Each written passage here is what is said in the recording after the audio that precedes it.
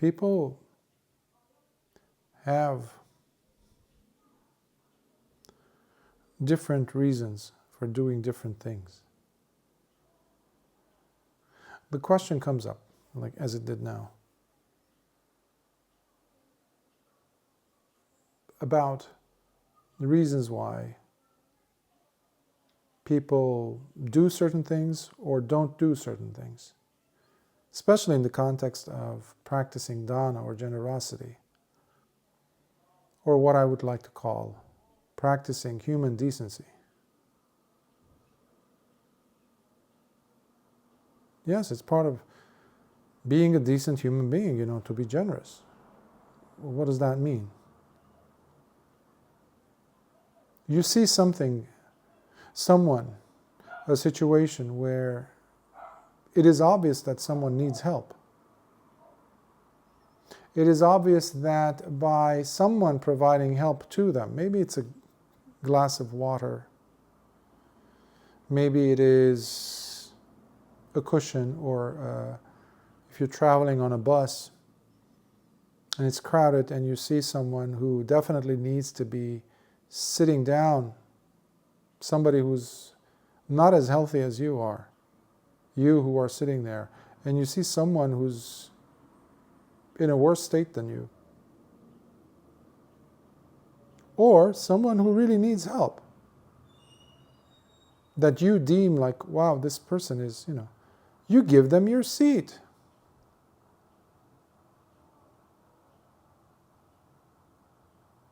That's decency. That's part of decency. Yes, it has common courtesy in there too, but generosity is not something completely different or not have anything to do with being a decent human being. No, it has everything to do with that.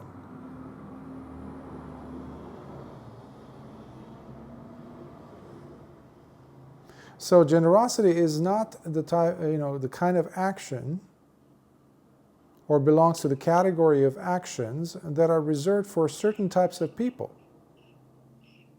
That is also wrong to actually misconstrue or assume.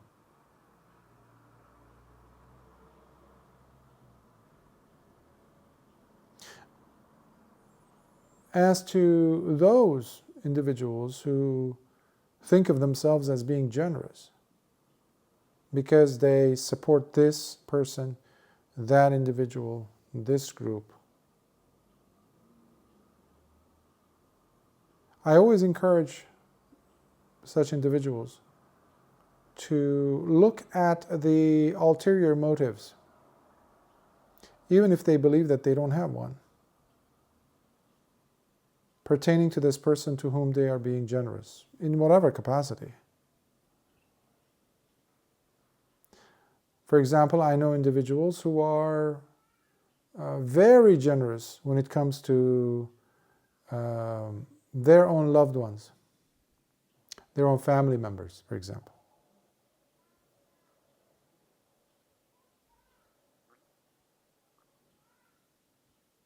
But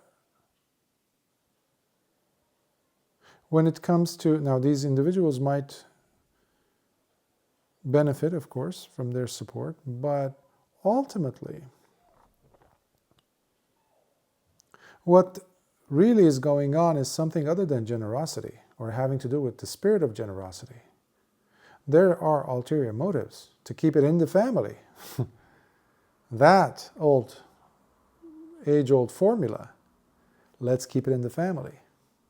It's the same mechanism that has been in place in, human history for millennia, thousands of years, in monarchies, in rich families. They want to keep the wealth in the family. Well, there's not even a single iota of generosity in there. People don't understand that. And when you speak to them, or they usually are the first ones to advocate, I'm a very generous person, I'm very generous. Well, my question is, to whom are you generous?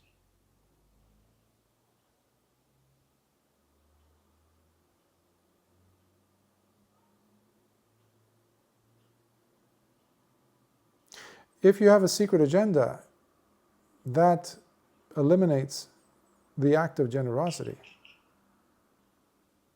I'm sorry to say. So there are no hidden agendas there. There are no ulterior motives. Your heart is overflowing with care, with concern, with compassion, with appreciation, with humanity towards this thing, this person, this gap, this vacuum. And you want to jump in and do whatever you can to fill that gap, to fill that vacuous state, to give it what you deem to be something that you have and they need, without sitting and doing calculations. That's another thing, by the way, that the act of generosity also requires us not to be so calculating.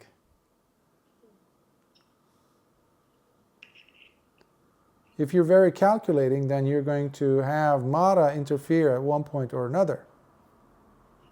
Sooner or later, Mara is going to jump in and mess things up for you.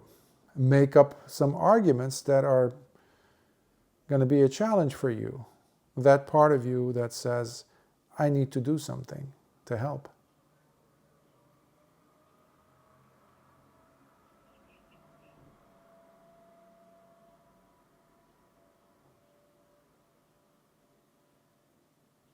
So generosity is like the sun, or like the rain. It pours. It pours, and it doesn't say to the land, to the soil, to the trees, you owe me. I'm giving you this. I'm giving you rain, I'm giving you sunlight, I'm giving you life-giving sunlight.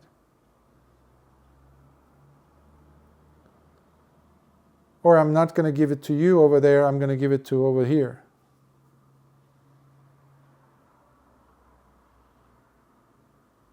Otherwise, it's sullied, it's dirty, it's not generosity at all. It's not, because again, you're putting too much of yourself in there.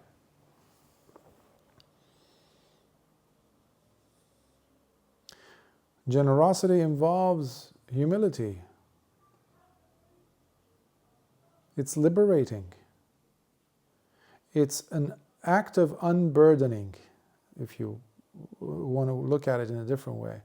It's the act of unburdening yourself.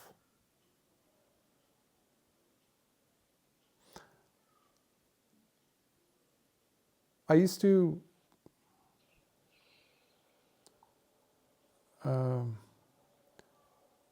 tell individuals long before I became a bhikkhu, a monk, to consider the fact that we're going to die one day. What will happen to our belongings? The things that you really cared for, to collect, to buy, to spend.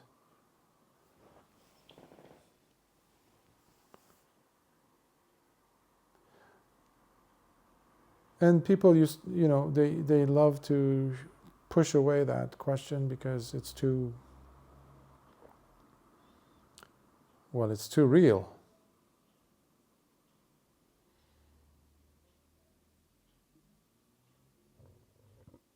But I do think that it is a very pertinent question that everyone should ask. If you're alive, then you need to ask that question of yourself. You need to raise that question to clear up the air for yourself. There was a movie in the 60s, I think it was called. It's a famous movie by Anthony Quinn, the lead actor, Zorba the Greek. Zorba the Greek. He's playing a Greek individual. It's done in Greece. And he's a very, some would say extroverted, rough, say it like it is type of a character.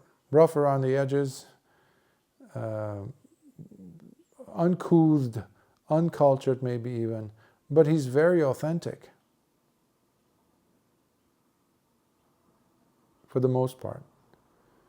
I remember it's a black and white movie, and there's a scene in the movie where there's this old woman, or middle-aged, I don't remember how old she was, but basically she dies.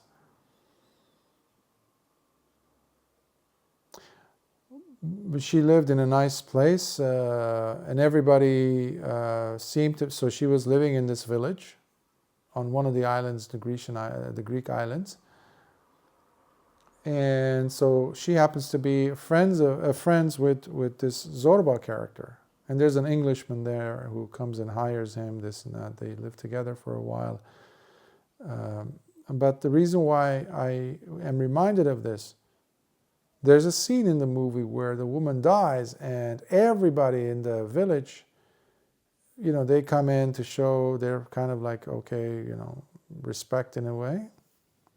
But you start noticing the characters, which play it beautifully, very believably. They look around the house. They're scanning what to take because she didn't have any relatives. And they start to pick up the pieces. They tear up the place. They start fighting with each other, from what I recall. That's what happens when you die. In some cases, rich people, even today, before they die, their children are fighting on their possessions. For their possessions. I think there's a big fight going on for years now, I think, with the children of the late head of, the person who pretty much created or brought forth the country of Singapore. So his children, he's dead and gone, recently died, but he had a house apparently, and his children, one of whom is like a government official now, they're fighting with each other about that house. Imagine how embarrassing that is. Tearing up families. I think someone was saying about a famous actor, Alain Delon. He was a French actor who died recently. And then apparently his children have been fighting also about their inheritance. What a headache. What a headache. To have possessions, why don't you really make the wealth that you possess, the time you possess, the youth you possess, the body you possess, the resources you possess, why don't you make them work for you, at least? I mean, that's, I think, a smart way of doing it. By making these resources flow into the lives of all those who don't have it, who could really use it. Now, of course, I was saying earlier, you shouldn't be so calculating.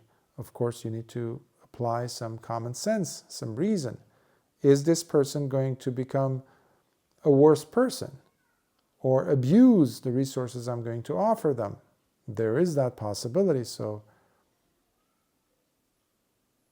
one must apply wisdom, discernment in everything that we do, in business, in the decisions we make, and especially when it comes to generosity. But we're not being conniving, we're not being sneaky. That's what I mean by not being so calculating and keeping it in the family type of a thing, because that has nothing to do with generosity. Nothing to do with generosity. You giving it to your daughters, to your children, to your sons. That's not. When you know that They really don't need that because you've taken care of them. They're set, There are over there those people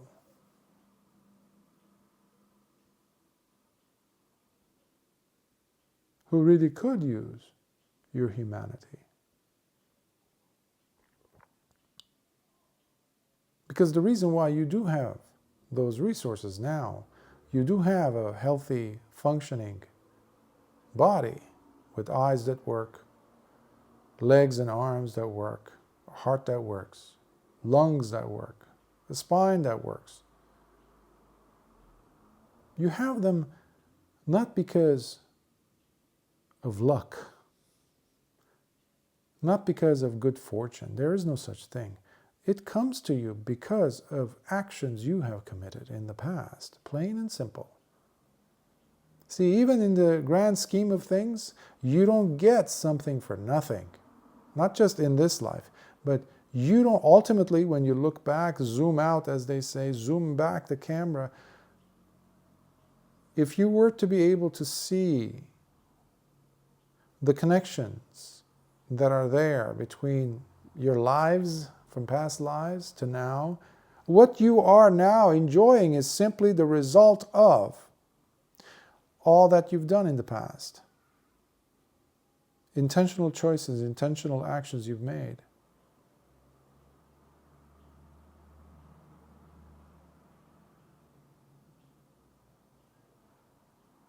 So things don't happen haphazardly, randomly like that, unlike what many people believe these days. It doesn't.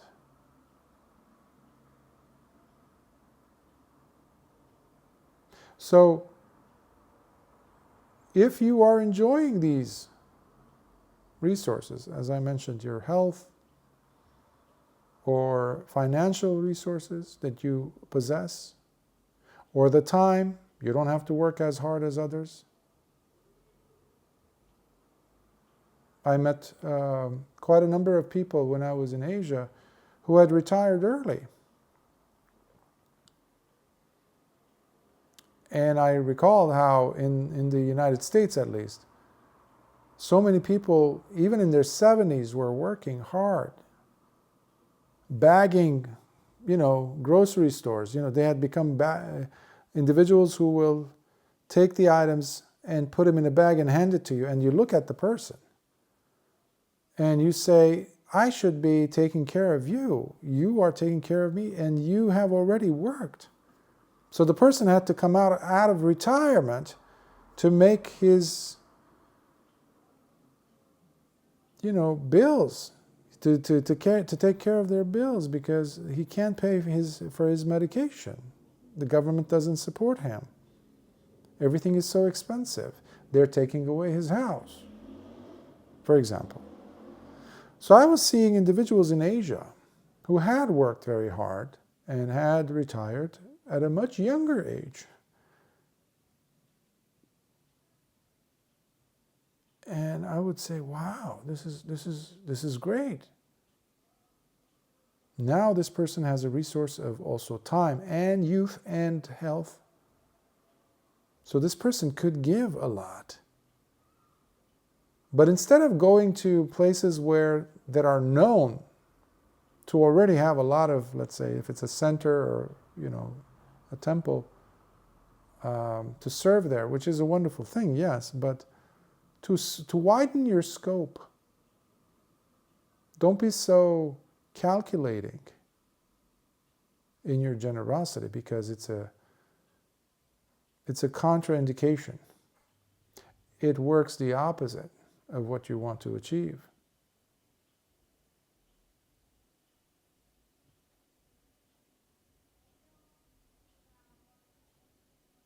Don't look for a plaque or a placard somewhere bearing your name because you've donated this, you've given this.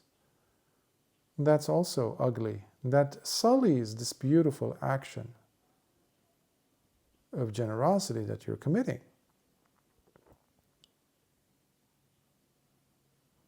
So there's so much beauty that comes from feeling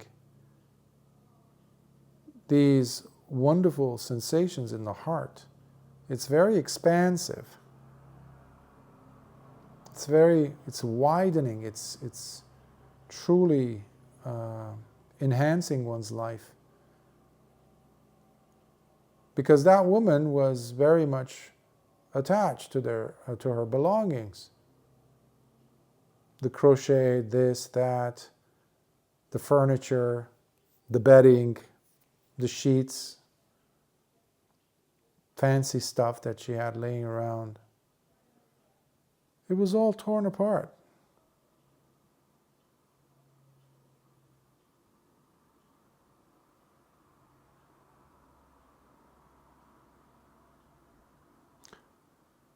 So generosity can become a wonderful window from where your own humanity could radiate, could shine to the world. Your human decency, your kindness,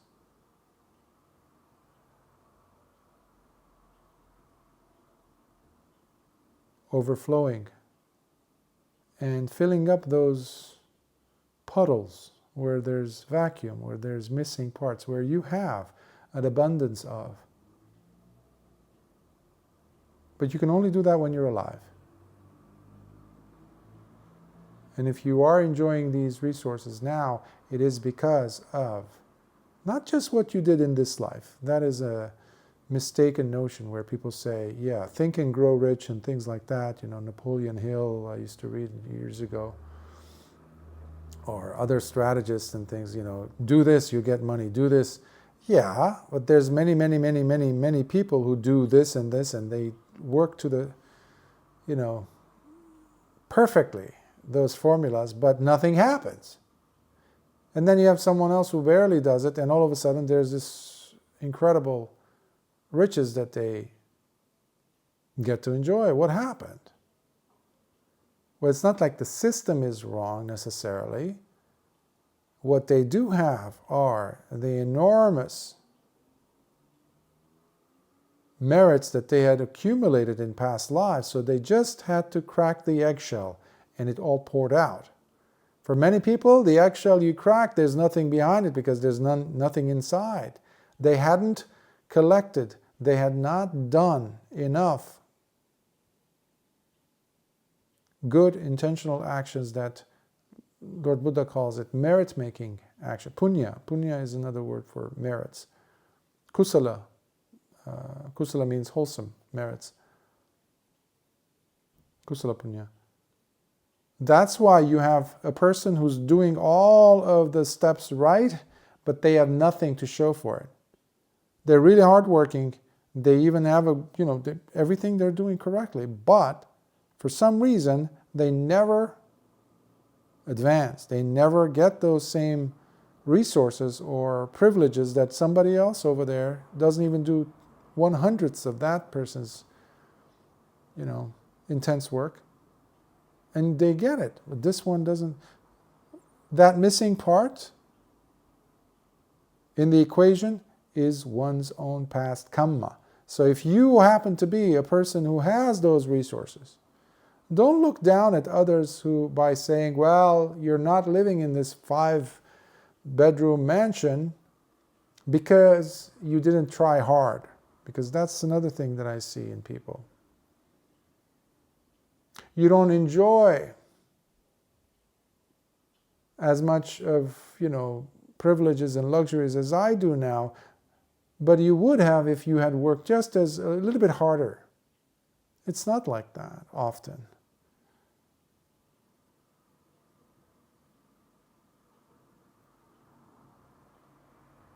But one thing will happen for sure.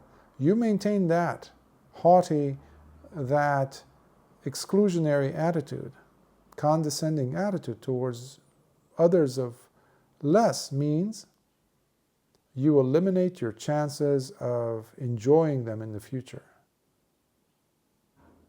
Because it requires, your decency also brings in, that means that it also has to have within it compassion. The other aspect of generosity is compassion, you know. You can't be generous and not compassionate. Similarly, you can't be generous and not be joyous. Joyful about the act that you're doing, before you do it, during and after the act. Those are the three requirements that Lord Buddha talks about, that must be there in every generous act. When you give dana, let's say, donations or support, before you're presenting it, before you're offering it, you're joyful about that possibility, that your intention, the plan, you haven't executed it yet. When you do, you're in the process of doing it, you're giving it, you're presenting it, you're also joyful. And then the last stage is every time you think about that action, which now is in the past, it fills you up with the same level of joy. That's how you know that you have done a generous act.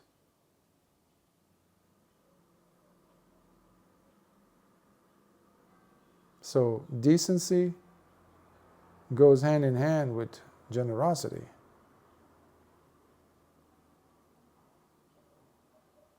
Not agenda keeping, not secret, ulterior motives. That sullies it. That makes it, stained. And true generous act is stainless. That's why it lightens the heart, lightens the mind.